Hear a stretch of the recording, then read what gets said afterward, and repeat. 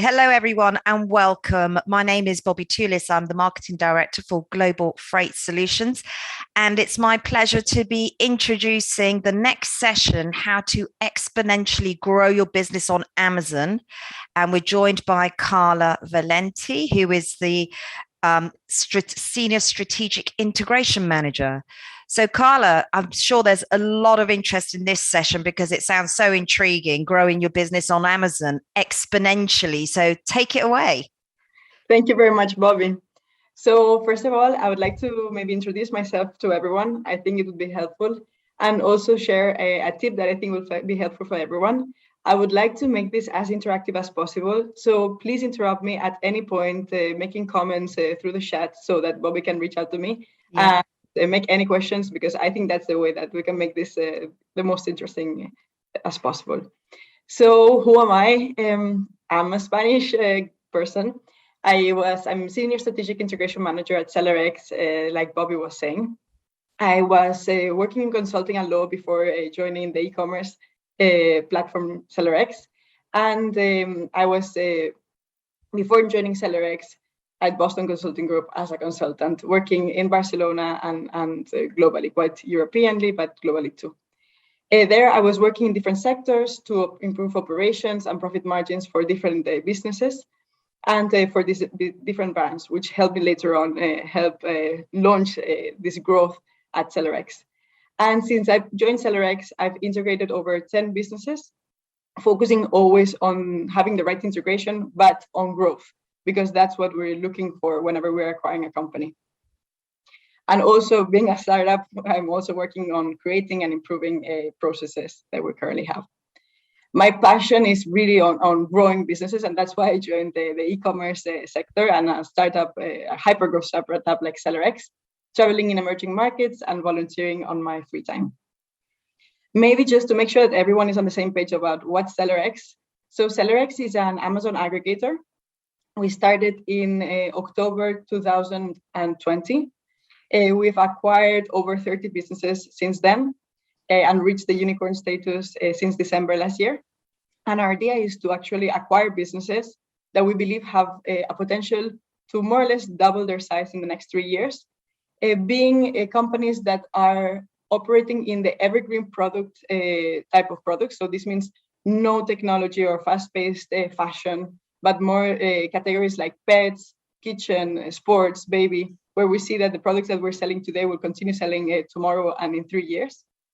And mostly focused on Amazon and FBA right now, although we're currently expanding into other marketplaces and other types of Amazon, so like FBM or Vendor Central. So let's kick it off. Fundamentally, when we're talking about growing businesses and when we acquire a business, there's two types of growth that we're looking at. So the first type would be, what can we do with the current business in the current marketplace and geography that we have? So that would be operational efficiency and brand development. And then once we have that in the best way possible, how can we actually grow that outside its current status quo? So we will talk about regional expansion, channel expansion, and product expansion. I would start with the operational efficiency. So once we acquire a company, there's different things that we're really looking at to make sure that it's operating in the best way possible. And with the target to improving the efficiency of every business by 30% approximately. So what are the different things that we're talking about? We're talking about supply chain. In supply chain, there's two things that we're really focusing on. The first thing is obsessed on not being out of stock. I know every seller is obsessed with this, but each and all of us for sure have had an out of stock situation. But it's something that really we work on this. And we actually have a demand planning team working specifically on making sure that the inventory coverage is good there. And the second part would be the inventory performance index, so the IPI score, with the main focus on looking at the sell-through rate, because we're seeing that this is one of the main levers that is moving the IPI score. And in order to have good IPI score, so over 400, if possible, also related with the inventory coverage that you will have, we're always looking at this sell-through rate is adequate. And here, I would focus on two things when we're talking about sell-through rates. The first thing is long tail ASINs that we have. So making sure that the stock levels are not very high in these long tail ASINs. And if they're not selling, trying to find different mechanisms to sell these long tails out. And the second part is the top 20% of your ASINs, or top 2-3 ASINs, depending on how big your company is, making sure that those will never be out of stock, because that would really impact your IPI score. The second part we will look at would be content. So that's one of the quick wins or quick fixes that we do whenever we acquire a brand. Here we would be talking about having more than 5 pictures, not more than 10. When we're talking about more than 5 pictures, also the type of pictures that you're putting is important. So the first picture, having a white background, having a picture that shows the features of the product, having a picture that shows how the product is actually used for. So for example, if you're selling baby blankets, making sure that you have a baby blanket picture with a white background in which you see very well the quality of the product, the characteristics of the product. Later on, seeing the baby blanket with a baby, and later on seeing what's the type of what type of material is the baby blanket of, and if there's any other thing that you would like to show off that product. And then we would also talk about video. Many sellers that we actually acquired do not have videos, although priority would be in the pictures and later on would be focused on the video. Having A+ content, so making sure that the title is the right title, you have the right bullet points, keywords are both in the title and in the bullet points. Languages are super important. So if you're selling in more than one country, making sure that the translation is adequate to that country, and it's just not a Google translation. So making sure that it's adequate for that country is super important. And then checking the results on the cell phone, which is something also that we have improved in many of the companies that we acquired. Sellers were not looking at this. So making sure that it's not only adequate when you're looking at it from a website, but also from the cell phone, as many sales from Amazon come from actually a cell phone and not a computer. Mm-hmm. So please, Bobby, if there's any questions or any comments, feel free to. I'm keeping my eye. I think there's, yeah, I am watching the chat. So guys, please, if you've got any questions, I mean, this is fantastic, insight that we're getting from Carla. So please do ask questions. I'm learning so much myself. Great. Yeah. So I'll continue unless you have anything to do. Don't have any questions at the moment. Yeah, don't have any questions at the moment. Great. So regarding marketing, PPC and SEO positioning, what we're looking here is to check our SEO keywords on a regular basis, because this may change. So let's make sure that we have the updated SEO keywords, and adapting our PPC campaign to our market strategy. And when we're talking about PPC campaign, we have to think about the PPC campaign related to the pricing strategy that you have, because they will both be together. So here, when we're talking about the strategy that you have both on PPC and on price, you have to first plan it, test it, and then react. And when you're planning it, you need to make sure of what positioning you are right now in the market. Are you entering the market? Are you having a defense positioning or an offense position because you want to get more market share from your competitor? And also, when you're doing this, you have to take into consideration what's your competition looking like at the moment. So do you have a competitor that is out of stock?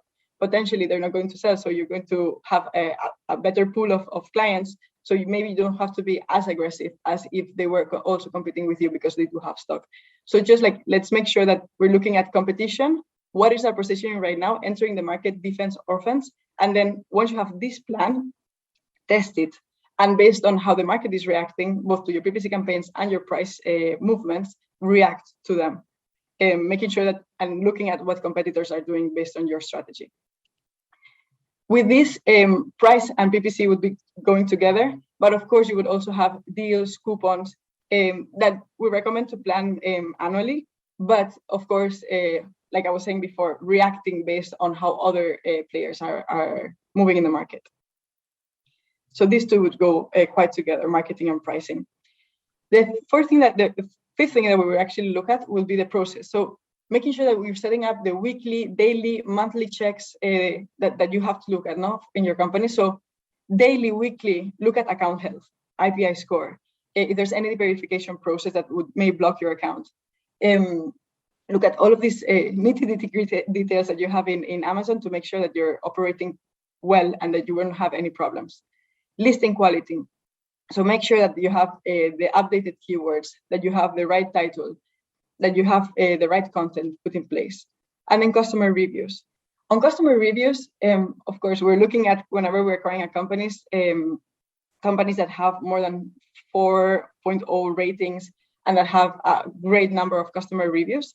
Here, we would recommend on the review specifically that there's some tools that you can use. So for example, Feedback is a tool that we are actually using at SellerX, in which what you can do is actually see how was the experience of your customer, and based on the experience of your customer, decide who are you going to ask a review to. For example, if you see that your customer is receiving the product later in time, as per what he expected or she expected, then you won't ask a review to that person.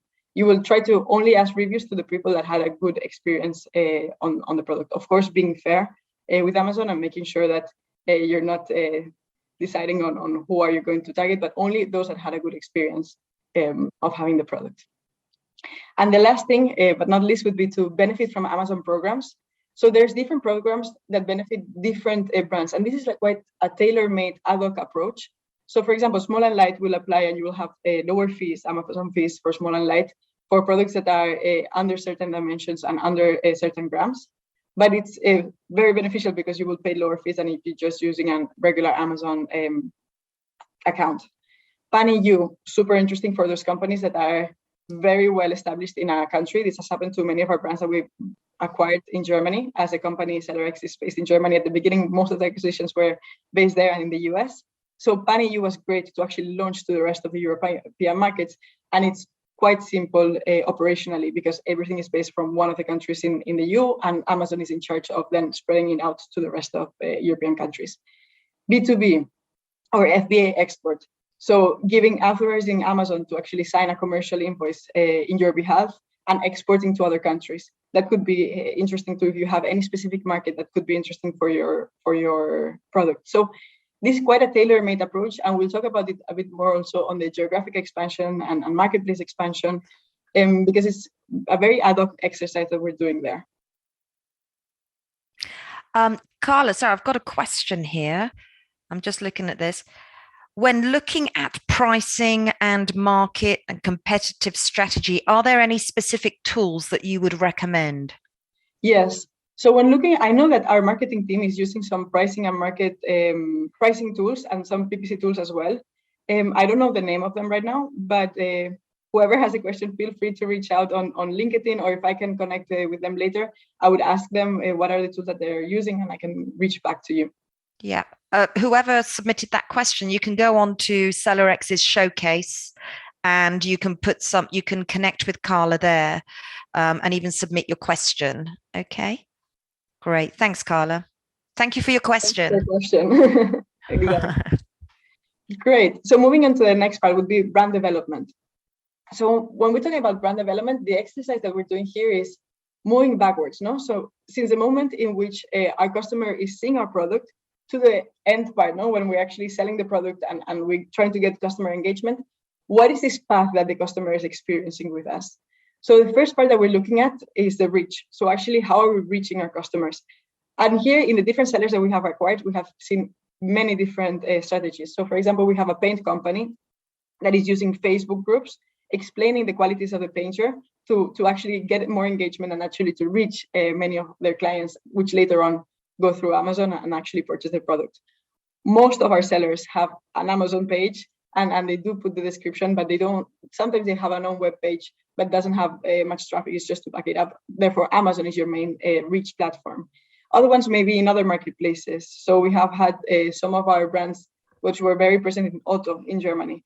So it will depend on each one of the brands, but it's very important that this main place of reach is very well established, and also to think about whether for your brand it would be interesting to have other places where you could actually build a greater reach to your customers. And also, for example, these Facebook pages that the paint company created in Facebook.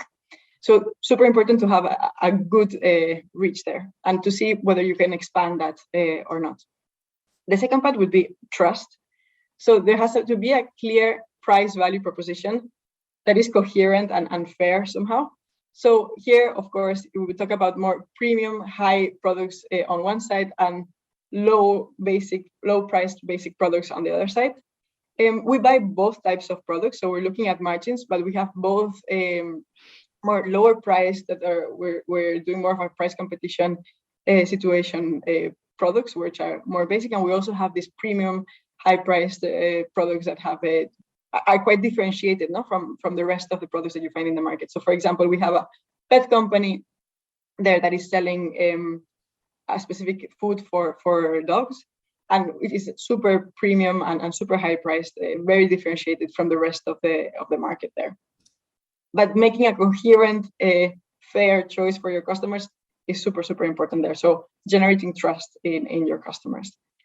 The third part would be content. We've spoken quite a lot about content, but it's extremely important. That's the way that your customer is actually seeing your product before acquiring it. So making sure that you have this at least 5 pictures, first picture with a white background, second, third picture explaining the characteristics and how is the product used. So you would find here, how would you use actually the product, which helps the customer see the dimensions, the quality, and then seeing also like for what would you use the product and what are the characteristics of this product, not explaining it to the customer. And here, of course, translating to the different languages in different countries, which is quite basic, but we have found the cases in which this was not the case. Yeah. Then the unboxing experience is super important. And unboxing, it's a combination of 2 things. One, that it's coherent with your positioning of the product. So this low price basic type of product or premium high. So your unboxing experience should be coherent with the positioning that you're having there. But also from a price perspective or of our side, let's try to make a box or a packaging that is also good economically for us. Meaning, for example, we had this brand in which before we had many different types of packagings. And after with working with our different companies, well, we decided to do one single package that had our brand, but that could be actually adapted for the different products. So this is much better than having 5 different types of boxes. Operationally, it's much easier to actually run the business like that. And it's something that is, that you need to dedicate some time to it, but it pays off. So we really recommend trying to do that. It's not always possible, but if it is, I would really try to do it. So once actually the product arrives to the customer, they have the unboxing experience. The 5th part would be usage, and that's where they actually see if the positioning that you were telling is true or not, if the quality is as expected or not, regarding the price. And that's where you would get the reviews and the ratings. So as I was telling you before, making sure that all of this feedback that you're getting from customers is actually put into the product to actually develop it and improve it if needed, and also to understand what's the customer perception there and what's your positioning versus your competitors there. Super important. And the 6th and last part would be engagement and customer service. So here, of course, and especially for those products that you have more than a one-off sale, which will depend on the type of product you're selling, engagement is super important and great. And on this paint company I was telling you about, the Facebook pages worked great, and that was a great space for customers to actually say and show this engagement, no? And this also generates trust for other customers to come and buy your product. So it's super important. Great. So we went through the 2 first parts, which is with your current business, in your current marketplace, in your current geography, how can you actually optimize it to try to reach, in our case, this 30% efficiency whenever we acquire a brand. Mm-hmm.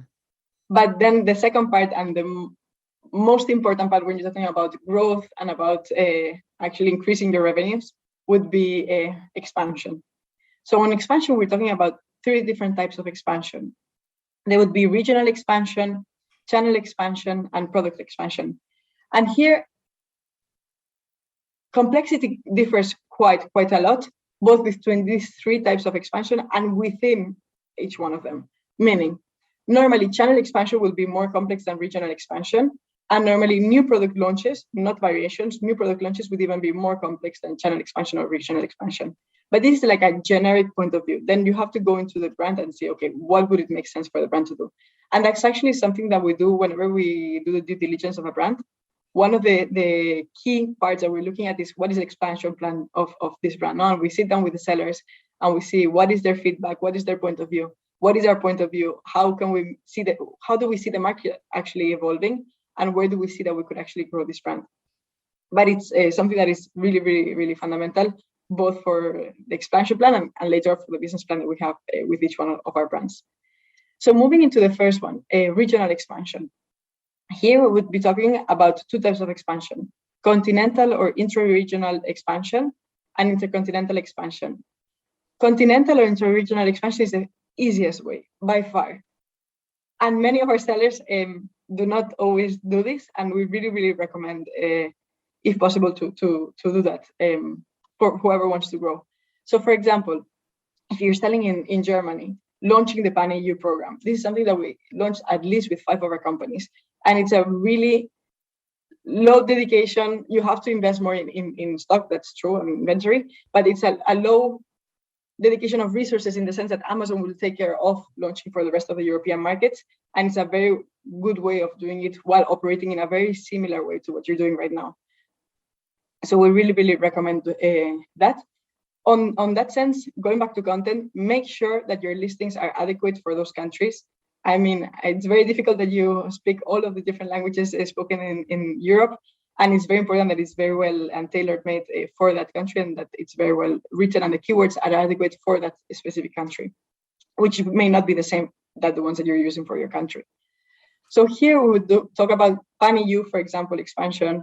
We'd also be talking about US to Canada or US to Mexico. It's quite easy as well to be done. And of course, it will depend on the country in which you're selling right now. Where is your continental expansion going to be launched at? So here, more or less, we take 3 months to prepare. So making sure that we have the stock, the listing, stocking with the warehouse, the 3PLs. And later on, it will take 6 months to reach full potential, so the ramp up. I'm seeing a question, I think. Yeah. Do you want me to ask you the questions now, Carla, or at the end? It's up to you. We can wait. Okay, I can actually go through regional expansion, and then we can jump in. Okay. The questions. Yeah, because we're getting some good questions through. Great. Super. So the second part would be intercontinental expansion. So that would mean going from Europe to the US, or from the US to Europe in general terms. We have also expanded to Australia, Japan. We're looking at India, but logistically it was very, very complex. So it's going to be a priority too for us. But especially I would recommend sellers to look at US to Europe, Europe to US.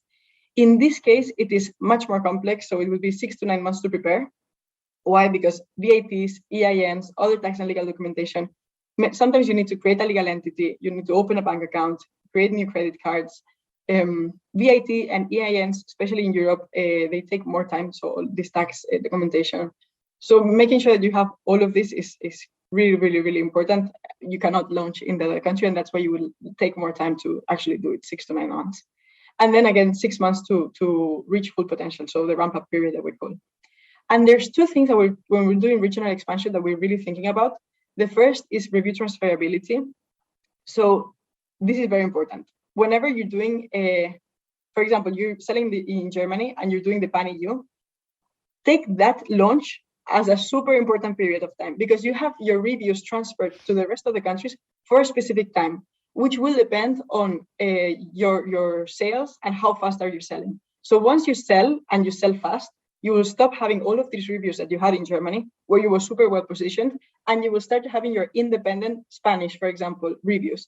So this time at the beginning that you have to launch to the other markets, really, really, really take it into consideration with your pricing strategy, with your PPC strategy, to make sure that you're taking the most out of it and that you're positioning super well in this, just when you launch, when you're having this review transferability. So really, really, really important to have that in mind whenever you're launching. And the second part would be the trademark risk infringement. So this affects only intercontinental. When you're moving to the US to the EU and from the EU to the US, you have to look at what is your IP situation there. So your patents, your trademarks, your copyright that you have in Europe, do you have the protection in the US or vice versa? And if not, you will have to say, okay, what is the potential risk benefit situation that you have there? But we would always recommend you to try to have a good patent situation, IP situation, wherever you're going. So making sure that you have your trademarks, your copyrights, your patents in the new geography that you're going before you're launching.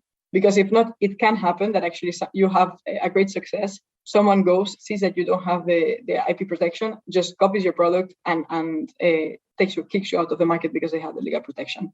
So make sure that you have that in place as well. Right, Carla, I've got got 2 questions. Where do you tend to see the biggest increase in performance when you acquire a business? Yes, that's a great, great, great question. It would depend. I would say it's an ad hoc situation. It will depend on the brand. So some of our brands that we have seen have super high take costs. So marketing spend is extremely high because the seller did not know how to do a good PPC strategy, for example. On those cases, we get the PPC manager, we structure a PPC plan, we do it, and it's take cost improvement what we see. In other cases, for example, we have suppliers. So for example, we have a brand which we acquired, and we had a very similar brand in our portfolio, which we could share suppliers with. So in this case, for two reasons. One, because the supplier was cheaper overall, but two, because our volumes are bigger, we could get better prices, and that was a great impact on performance. In other cases, for example, we work with specific 3PLs. So sometimes moving from the 3PL of the brand to our 3PL also will improve operational costs. And also, like for us, it will be much easier to run the brand. So that's also an efficiency that we see there. And to be honest, it's more of a medium term, but regional expansion, especially within Europe, has been great in many of our brands. So that's also somewhere where we have seen an increase in performance there whenever we have business. Okay. How do you find the keywords for your products on Amazon? Yes. So on the keywords on your products for Amazon, what we do is that we have a market intel team that is in charge of looking for the different agents that the brand management team is telling them in a prioritized way. What are the keywords that they should search? So that would be the market intel team that is in charge of doing that. And those are they are the ones that are looking for them. And we've got a tax question, which I think you covered earlier, but how do you manage the indirect tax compliance side, VAT, sales tax, etc., of all your acquisitions? So how do you manage the compliance side? Yes, that's a super, super important question as well. And it takes a long time sometimes. So what we do is in due diligence, we already have a tax due diligence in which we understand what is the current situation of the seller. So understanding what are the potential risks and what are the different things that we should do whenever we actually acquire and onboard the brand within us. And if everything goes well in all the senses, because we have the tax, financial, legal, and commercial due diligence, if all of these four parts of the diligence go well, then we actually acquire the company. And the same team that is doing the tax due diligence will be doing the tax onboarding and making sure that we have all the tax in place in the right way. And sometimes this can be complex because we have two types of acquisitions. We have share deals and asset deals. In the case of share deals, we're actually acquiring the legal entity that is the owner of the brand. In asset deals, what we're doing is that we're buying the assets within the brand, but we're not buying the legal entity. So of course, tax liabilities may be higher or tax risks may be higher when we're doing a share deal than an asset deal, because we're getting all the tax risks that the brand was going under on the owner, which we can do the due diligence in the best possible way, but surprises can come along, no?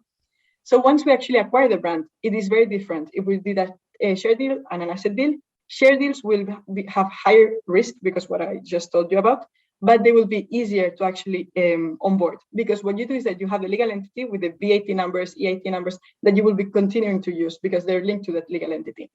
Whenever we do asset deals, which is the most of our deals because of the risk criteria I was just talking to you about, we have to actually create new VATs, new EINs, new tax numbers, because we're actually just getting the brands. So that will be much, much more complex, but our tax team is the one that is in charge of that. Yeah. And would they manage that process? I think that's one of the questions. Would they manage the sort of, apart from the diligence up front, once you're trading with the, submitting all your returns and everything, would that all be managed through? Exactly. So that would be managed by our tax team. But it's true that sometimes also we work with external accounting companies there.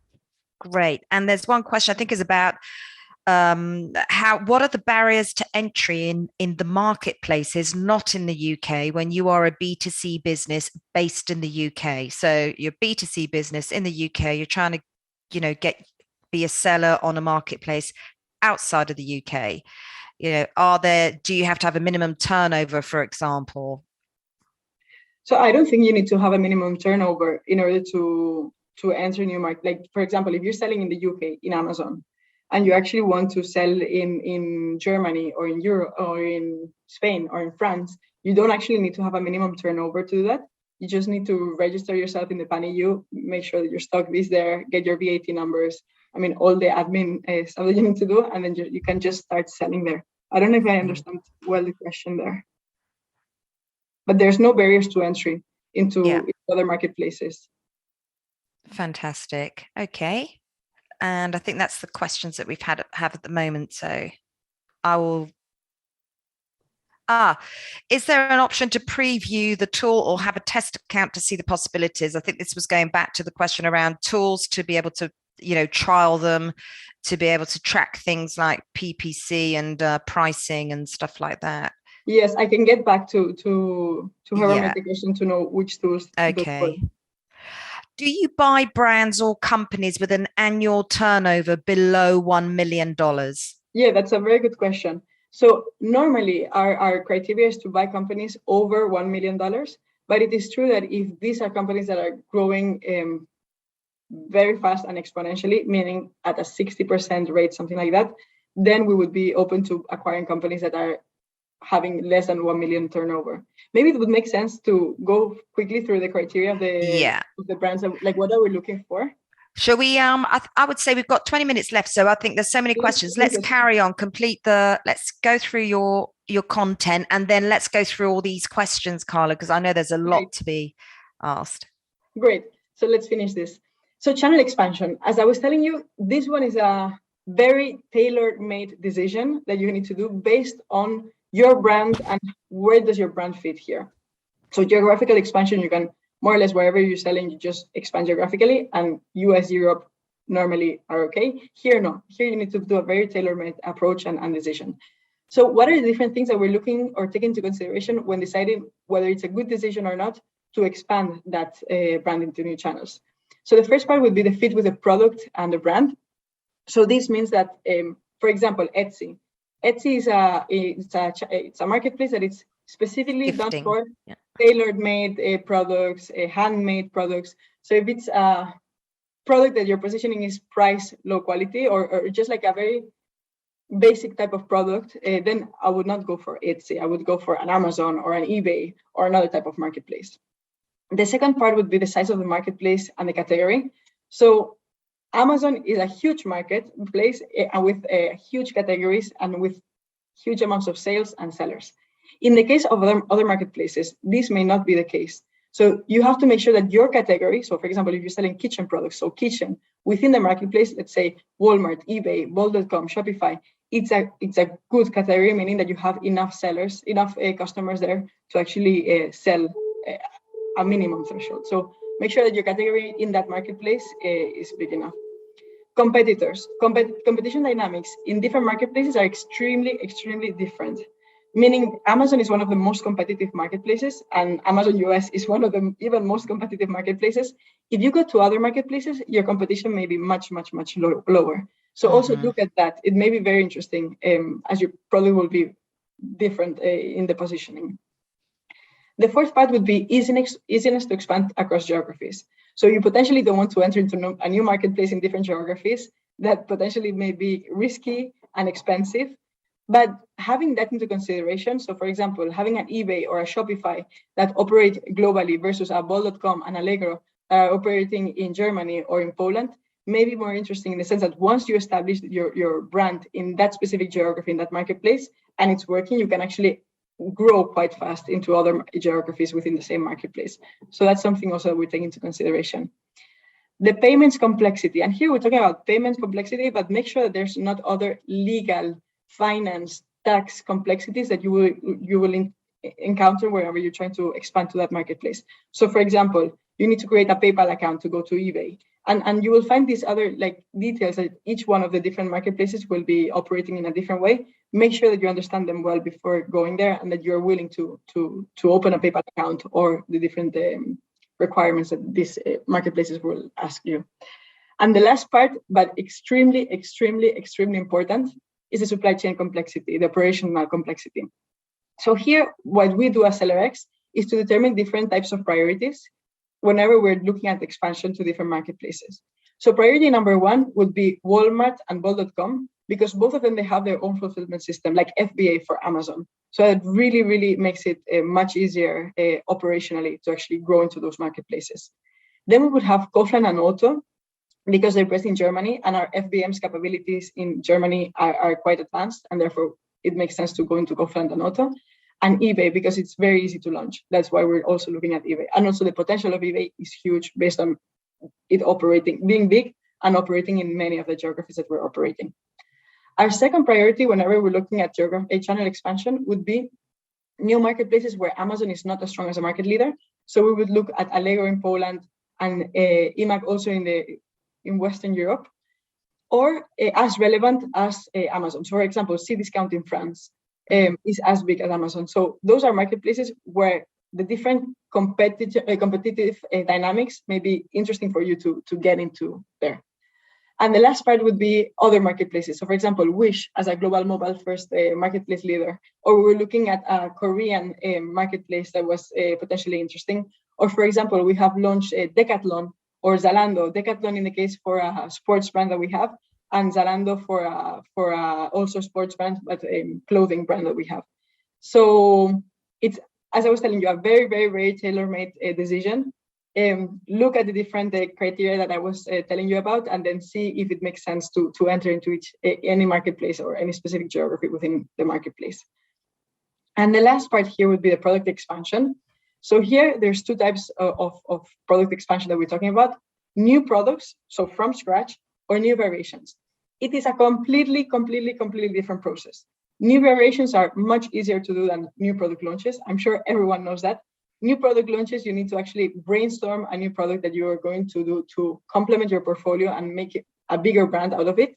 So for example, we're talking about a women's health company that is selling Perry bottles. So potentially selling other women's health products there could be a good idea to grow the brand, because it's growing a lot, and we have a lot of customers that are actually asking for other products. So that really creating these other products that are completely different, you need to take all the decisions. So content, suppliers, and really like positioning that product, creating the listing. It's a completely different new product. So really needs far more time. We would be talking about 2 to 3 months of brainstorming, 6 months to check the samples, the quality, ordering and guarding the stock, and then 6 months to achieve a full potential ramp up. On the other side, we have variations. We have launched many variations in our different brands. This is much easier, and our recommendation here is listen to your customer. So of course, look at what you believe makes sense to grow that brand, but listen to your customer. And here I have quite a good example. So we had a brand that was operating in the different health nutrition products, and they were selling apple cider gummies. We were seeing that many of the comments on Amazon, and these apple cider gummies are to actually lose weight. So many of our customers were actually asking us whether these were sugar-free apple cider gummies or not, and they were not. So we decided to launch sugar-free apple cider gummies. To be honest, quite scared of whether these sugar-free gummies were going to cannibalize our apple cider gummies. This was not the case. We actually grew a new type of products within our portfolio. It's a great, successful story within our portfolio. But the key takeaway here is listen to your customers. Look at what they're asking you, because there's one of the best resources of ideas of what are they looking for that they're not finding in your product. So here we will be talking about 2 to 4 months, checking the samples, ordering, gathering stock, and again, 6 months to achieve full potential for the ramp up. So I believe we can go quickly through examples. Both of them are quite similar, so I'll just explain them quite fast. So the first acquisition was a European art supply brand, and the sixth acquisition was a US baby brand. In regional expansion, in the European art supply brand, what we did is to double the share of sales outside Germany from 10% to 20%, and we actually launched in the US. In the US baby brand, we actually launched into Europe, so the other way around. This is quite common. The in-stock rate improved from 68% to 98% in the European art supply brand, and in the US baby brand from 80% to 100% since closing. Listing optimization of the art company, we optimized 37 listings for PPC campaigns, SEO, and content, and conversion rate increased by 5 percentage points. And in the case of the baby brand, we optimized all the listings. Of course, this portfolio was smaller for PPC campaigns, SEO, and content, and increased conversion rate by 35%. We launched 10 new products since closing in the art supply brand. In this case, were completely new products. In the art supply market is really led by new product launches because that's what customers are looking for. So it's super important to launch products there. In the case of the baby brand, we launched 3 new product design variations based on the baby blanket that we had. And the next steps are in the art supply brand to expand to other channels, so B2B and other marketplaces, and focus on growth on the US, as we just launched there. So as you launch, you have to actually monitor quite closely that market and make sure that it's ramping up. And in the case of the US baby brand, actually, we're just finalizing a new branding for them. And we really want to push growth in Europe, which we just launched, and make sure that we're also looking into channel expansion. So here we're potentially looking at Etsy as a main marketplace, but we're also looking at the possibilities of B2B, the own online shop, or eBay, which will happen in this Q1. So I went quite fast through this last slide. Sure, well, we've got some. That was amazing. There's so much information there, Carla. Thank you. One of the burning questions is, what do you look for when you're evaluating whether to buy a brand? Yes, of course. That is a super good question. So what we're looking at is what I was telling you before, evergreen products. So making sure that these are products that are selling today and in the future. So pets, kitchen, sports, baby categories are these type of products. Amazon is normally 60% of the sales, accounts for 60% of the sales, and then other marketplaces or channels would account for the rest. Sometimes we had 100% Amazon, that's great. And FBA is normally 75% of those sales. So that's what we're looking at. Sales normally are above 1 million, and I have a CM3 of around 200K, so 20% margin. That's what we're looking at, minimum normally, between 20 and 30%. Although we may be open to looking at lower margins in the case that we see a clear optimization on our side, that we push margins much higher. Mm-hmm. But as I was telling you before, we would be considering brands that are selling under 1 million if we really see this exponential growth of the past months or years. Yeah. We're looking at growing businesses so that they're growing at a double-digit growth, and that are bestsellers or well-positioned within Amazon with good customer reviews and ratings of 4.0, more or less, minimum. Okay. And then we're geographically agnostic. So we have both companies from all over the world, Australia, US, Europe, India. And we're looking for a majority of ownership. Okay. We're not looking to invest on a minority stake, but always to have this majority ownership. Sounds phenomenal. And then what kind of timelines are we looking at from the point of a brand approaching you to have a conversation, discussion around potential acquisition, to then potentially, going through diligence and actually completing the acquisition? Yes. So this will depend a lot on the brand and on the complexity on the brand. But for example, on December, we actually reached out to a brand, did the due diligence, and actually acquired the brand in 1 month, 1.5 months. So it can be quite a fast process. But of course, it will depend a lot on the brand and on the risks or different things that we're actually finding on the due diligence. So in this case, everything was good. The seller was providing all the information at that point. So it was super collaborative. And we managed to reach out and close. From reach out to closing was 1.5 months. That's really phenomenal. I think the point you made on the operational side, and one of the KPIs being stock turnover or sell-throughs, is so vital, because you can have so much. Well, first of all, you can have so much of your capital tied up in stock. Yes. You didn't mention returns, though. Are there any KPIs around return, turnaround rates on returns? So that is a big area. Yes, it's completely right. Normally, we're looking at return rates, and on most of the brands that we're actually acquiring, it's always under 10%, but many times under 5%. And I would tell you also that return rates also depends a lot on the type of product that you're selling.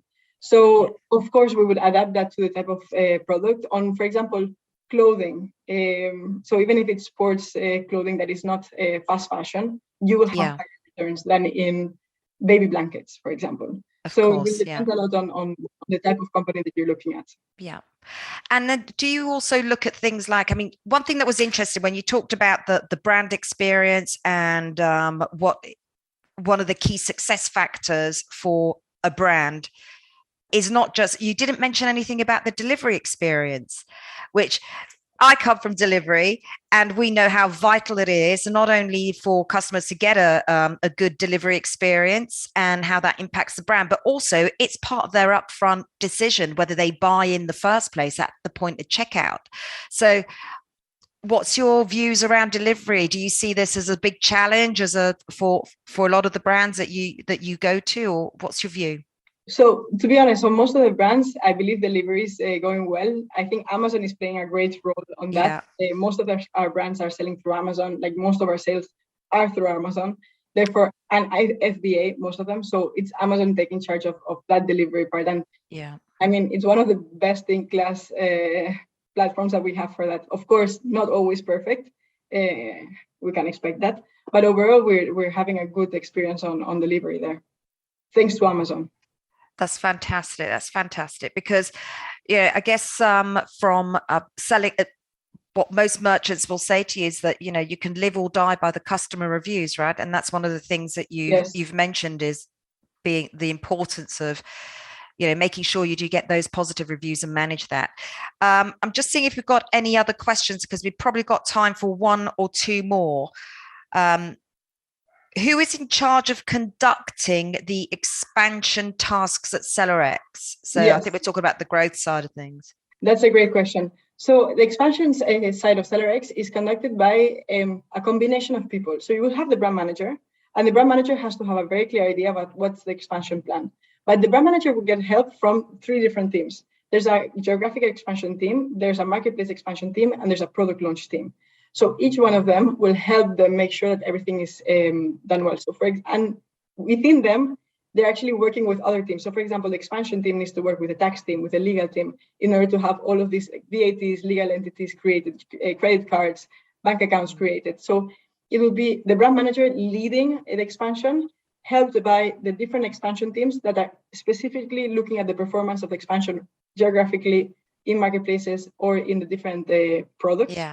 And then each one of them will also be working with the different teams or support functions to make sure that happens. Yeah, that makes sense. So the brand manager within SellerX, who would be responsible for that particular brand, would then draw on the resources of the expansion team to make sure you got the right strategy in place that cuts across product, channel, and geographical expansion, just to maximize the growth for that brand. It sounds phenomenal. It sounds really. Execution is key. Execution, it's one of the most important things. So that's why having these teams that are experts on how to expand or experts on how to enter this marketplace or expert on what are the different things that you need to do a product launch really, really, really helps. Because in the end, I mean, they know what are the roadblocks that you can find, and they will help you have these roadblocks settled. So make sure that you talk with the tax team early enough. Tax are one of the things that make you wait longer just because you're waiting for the tax authorities to give you the number. So actually having them that are helping you not only make sure that your strategy makes sense, because you cannot, for example, expand in 1 month to the US, but also to make sure that all of these roadblocks that you may find, they actually think about them and they're telling you, be careful with this, be careful with that. And they're talking to the different teams to make sure that this which is phenomenal, because as we know, one of the biggest challenges is having for businesses selling online is that they are so involved in the day-to-day running of the business that they don't have time to step back and think about the strategy and think ahead, and maybe not even have all that expertise in-house. So what you offer sounds fantastic. So the last question has got to be, if someone's interested in talking to you, what's the best way to contact you? Yes, so I would tell them both either to reach out to me directly on LinkedIn, super happy to connect and to get to a chat. And also, if you're interested in selling your business, just go to sellerx.com. There's a part where you can actually go and upload the information of your business, and our business development team will reach out to you. That's fantastic. Well, look, thank you so much, Carla. That was just amazing. So much information there. So thank you. Thank you so much. It was a pleasure to be here, and I hope it was helpful.